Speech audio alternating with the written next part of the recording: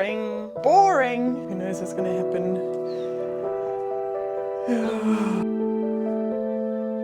Okay, your marks, get set, go. B is for boring.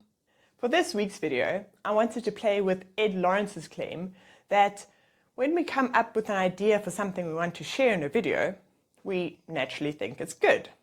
And it might be a good idea, but that doesn't mean that it's interesting.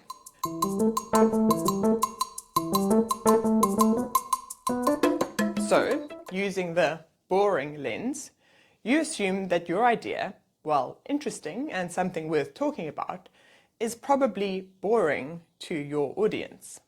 So it's your job as a creator to make it more interesting. The only thing you have to do on YouTube is to make people interested in something and keep them interested. Nothing else. That is literally it. And the problem we have is we come up with an idea and we naturally think it's good. And it might be, but it doesn't mean it's interesting. So it's our jobs as YouTubers to stop and throw as many possible objections as we can at our idea and say that's boring. That word in that title is boring. Our viewers don't care about that word in that title. Boring. After my reflection on my active recovery video last week, I realized that I was trying to tell two stories at the same time. One was an example of what active recovery looks like in my life, and the other is the thing that is maybe unique to me. The interesting thing I find about talking about active recovery is that it's not a precise science. This is the topic I wanted to cover in the Art of Fitness video. And I can readily admit that this is boring to most people.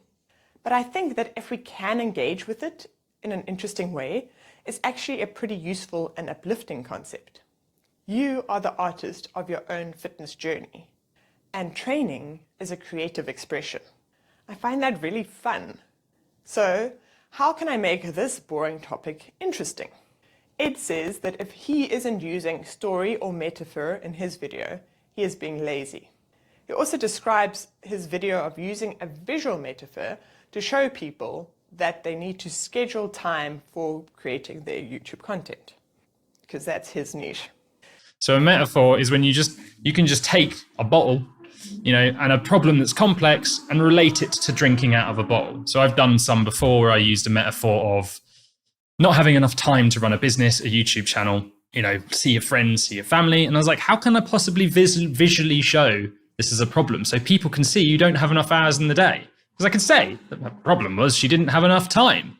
But I get a cup and I fill it with water and then loads of other cups and say, this cup here is her business. This is her friends. This is her family. And then when it gets to the YouTube channel, the cup's dry. You visually understand the problem and it just sinks in. And the thing is, I'm already sort of using a metaphor anyway, right?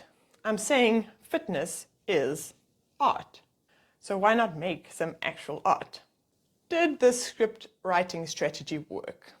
This is probably a more interesting video than it would be if I was just trying to make my point. I think it might still be a bit boring. I also didn't know how far I should push the metaphor.